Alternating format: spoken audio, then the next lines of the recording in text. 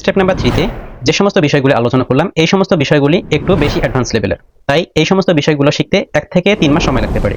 তবে এটি ডিপেন্ড করবে আপনার প্র্যাকটিস এবং আপনার ডেডিকেশনের উপরে। আপনি কি জানতে চান ফেসবুক অ্যাড শিখতে আসলে কত সময় লাগে? অনেকেই বলে 30 মিনিট এক্সপার্ট, কেউ বলে 7 দিনে প্রফেশনাল, কিন্তু সত্যিটা কি? আজকের ভিডিওতে আমি আপনাকে স্টেপ বাই স্টেপ বুঝিয়ে বলবো ফেসবুক অ্যাড শিখতে আসলে কত সময় লাগে এবং কিভাবে শেখা উচিত। আজকের ভিডিওটিতে আমি মোট 4টি পার্ট নিয়ে আলোচনা করব। এই 4টি পার্ট যদি আপনি ভালোভাবে অনুসরণ করেন তাহলে আপনি একজন ফেসবুক অ্যাড এক্সপার্ট হতে পারবেন। প্রথম নাম্বার পার্টে আমি আপনাদের সাথে আলোচনা করব ফেসবুক অ্যাড শেখার আসলে 3টি ধাপ রয়েছে। এই 3টি ধাপ যদি আপনি ভালোভাবে অনুসরণ করতে পারেন তাহলে আশা করি আপনি খুব দ্রুত ফেসবুক অ্যাড এক্সপার্ট হতে পারবেন।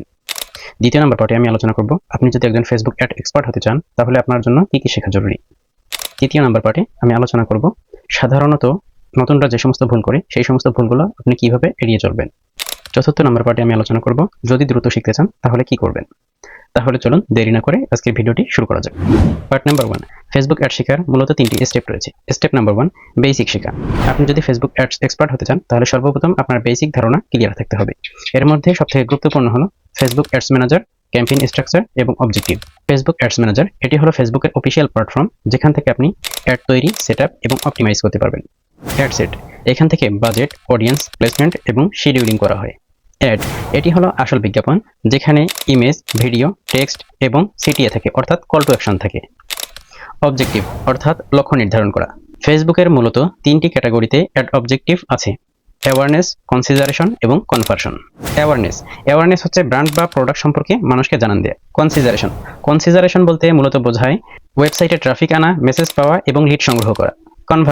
কনভার্সন বলতে বোঝায় সেলস করা অথবা নির্দিষ্ট কোনো অ্যাকশন করানো। স্টেপ নাম্বার 1 এর এই বেসিক বিষয়গুলো বুঝতে 2 থেকে 3 দিন সময় লাগবে, তবে যত বেশি প্র্যাকটিস করবেন তত বেশি বুঝতে পারবেন। Step number 2, practical skill. শুধু তথ্য জানলে হবে না, বাস্তবে কাজ করতে হবে। এই ধাপে আপনি শিখতে পারবেন audience targeting, budget optimization, ad creative and copywriting, Facebook pixel and tracking. Audience targeting বলতে মূলত বোঝাচ্ছে আপনি কোন ধরনের মানুষদেরকে অ্যাড দেখাতে চাচ্ছেন। এখানে কয়েকটি বিষয় আছে, যেমন কোন বয়সের মানুষদেরকে আপনি অ্যাড দেখাতে চাচ্ছেন, কোন জেন্ডারের মানুষদেরকে আপনি অ্যাড দেখাতে চাচ্ছেন, কোন ইন্টারেস্ট অথবা কোন বিহেভিয়ারের মানুষদেরকে আপনি অ্যাড দেখাতে চাচ্ছেন। এটি হচ্ছে অডিয়েন্স টার্গেটিং। বাজেট অপটিমাইজেশন বলতে বোঝাচ্ছে আপনি ক্যাম্পেইনে কিভাবে বাজেট সেট করবেন যাতে ভালো রেজাল্ট পান। তবে বাজেট অপটিমাইজেশন নিয়ে এখানে আরো বেশ কিছু কথাবার্তা আছে যেটা এই ভিডিওর উদ্দেশ্য নয়। তাই বাজেট অপটিমাইজেশন নিয়ে যদি খুব ডিটেইলসে ভিডিও চান তাহলে কমেন্টে জানিয়ে দিন, আমি আপনার জন্য অবশ্যই ভিডিও বানাবো। আর হ্যাঁ, এই ধরনের গুরুত্বপূর্ণ যদি ভিডিও পেতে চান অবশ্যই এই চ্যানেলটিকে সাবস্ক্রাইব করে রাখুন। অ্যাড ক্রিয়েটিভ এবং কপিরাইটিং বলতে বোঝাচ্ছে যে আপনি কিভাবে আকর্ষণীয় ইমেজ, ভিডিও এবং টেক্সট সেট করবেন যাতে করে আপনি যাদেরকে টার্গেটিং করে অ্যাড দেখাবেন তাদের মনের মধ্যে প্রভাব ফেলে আপনার প্রোডাক্টটি সেল করতে পারেন। ফেসবুক পিক্সেল অ্যান্ড ট্র্যাকিং, এটি বোঝার আগে চলুন বাস্তবসম্মত একটু উদাহরণ দিয়ে এটা বুঝে আসি। ধরুন আপনার দোকানে সিসিটিভি লাগানো আছে, সেখানে কিছু কাস্টমার আসতেছে যারা প্রোডাক্ট কিনতেছে, আবার কেউ কিনতেছে না। আবার কোনো এমনও কাস্টমার পাবেন যারা প্রোডাক্ট তুলতেছে, দেখতেছে, আবার রেখে দিচ্ছে কিন্তু ক্রয় করতেছে না। আপনি সিসিটিভি দেখে সেই প্রোডাক্ট সম্পর্কে ওই ব্যক্তিকে যদি অফার করেন তাহলে নেক্সট টাইম হয়তো ওই ব্যক্তি ওই প্রোডাক্টটা নিতে পারবে। এটি হচ্ছে ফেসবুকের পিক্সেল অ্যান্ড ট্র্যাকিং সিস্টেম। আপনি ফেসবুক পিক্সেল কোডের মাধ্যমে আপনার ওয়েবসাইটকে সর্বদাই নজরদারি রাখতে পারবেন এবং পরবর্তীতে রিটার্গেটিং করে ওই সমস্ত ব্যক্তির কাছে আপনি পৌঁছাতে পারবেন যে সমস্ত ব্যক্তিরা আপনার ওয়েবসাইটে একবার হলেও এসেছে। স্টেপ নাম্বার 2 এর এই পুরো প্রসেসটা বুঝতে 2 থেকে 4 সপ্তাহ সময় লাগতে পারে, তবে অবশ্যই এই বিষয়গুলো খুব ভালোভাবে প্র্যাকটিস করতে হবে। পার্ট 1 এর স্টেপ নাম্বার 3, অ্যাডভান্স লেভেল। আপনি যদি একজন ফেসবুক অ্যাড এক্সপার্ট হতে চান অবশ্যই অ্যাডভান্স টেকনিকগুলোর উপরে আপনার জ্ঞান থাকতে হবে। এখানে কিছু গুরুত্বপূর্ণ বিষয় আছে, যেমন রিমার্কেটিং এবং লুকঅ্যালাইক অডিয়েন্স, এবি টেস্টিং এবং সেলিং স্ট্র্যাটেজি। এখানে রিমার্কেটিং বলতে বোঝানো হচ্ছে যে সমস্ত ব্যক্তিরা আপনার ওয়েবসাইটে ভিজিট করেছে সেই সমস্ত ব্যক্তিদেরকে পুনরায় টার্গেটিং করে তাদের কাছে মার্কেটিং করা। লুকঅ্যালাইক অডিয়েন্স বলতে বোঝাচ্ছে ধরুন আপনি এক ধরনের মানুষদেরকে টার্গেট করে অ্যাড চালিয়েছেন যেটার রেজাল্ট অনেক ভালো ছিল।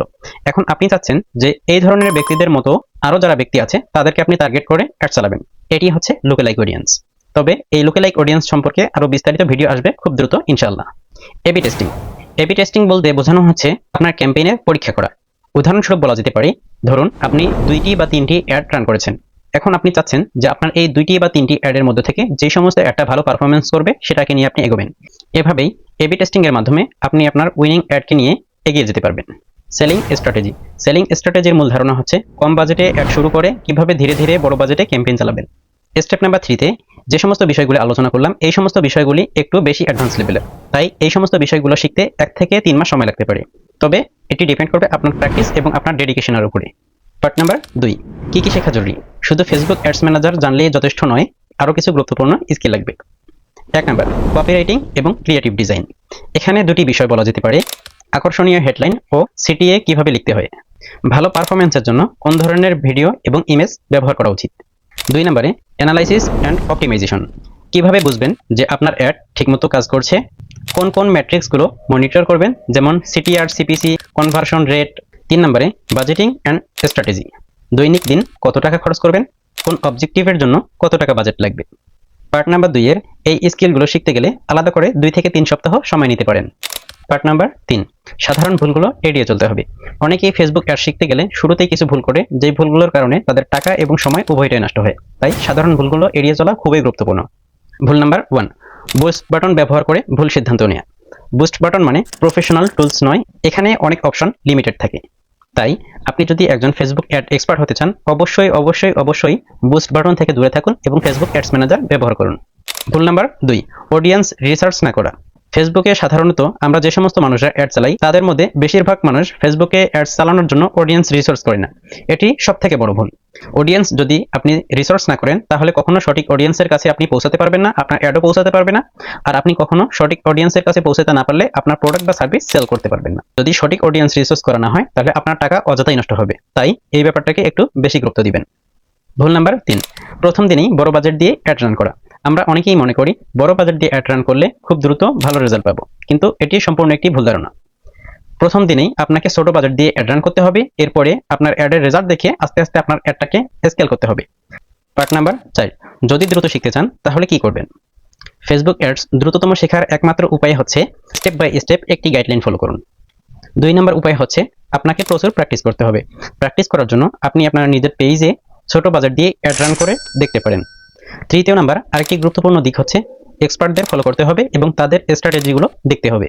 আশা করি আজকের ভিডিওতে আপনাকে ফেসবুক অ্যাড শেখার জন্য বাস্তবসম্মত গাইডলাইন সম্পর্কে পরিষ্কার ধারণা দিতে পেরেছি। আর হ্যাঁ, আপনি যদি আরও বিস্তারিত জানতে চান, অবশ্যই নিচে কমেন্ট করুন, আমি আপনার জন্য আরও ডেডিকেটেডভাবে ভিডিও বানাবো। ভিডিওটি শেয়ার করুন, কারণ অনেকেই ভুল পথে হেঁটে টাকা এবং সময় উভয়টাই নষ্ট করছে। আপনার শেয়ারের মাধ্যমে হয়তো অনেকেই সঠিক পথে ফিরে আসতে পারবে। আর হ্যাঁ, আপনি যদি এখনো এই চ্যানেলটিকে সাবস্ক্রাইব না করেন, তাহলে এখনই সাবস্ক্রাইব করুন এবং নোটিফিকেশনটি অন করে রাখুন, কারণ আমি এরপরে আরও গুরুত্বপূর্ণ ভিডিও নিয়ে হাজির হব। আশা করি আজকের ভিডিও দেখার পরে আপনি বাস্তবসম্মত একটি গাইডলাইন পেয়েছেন।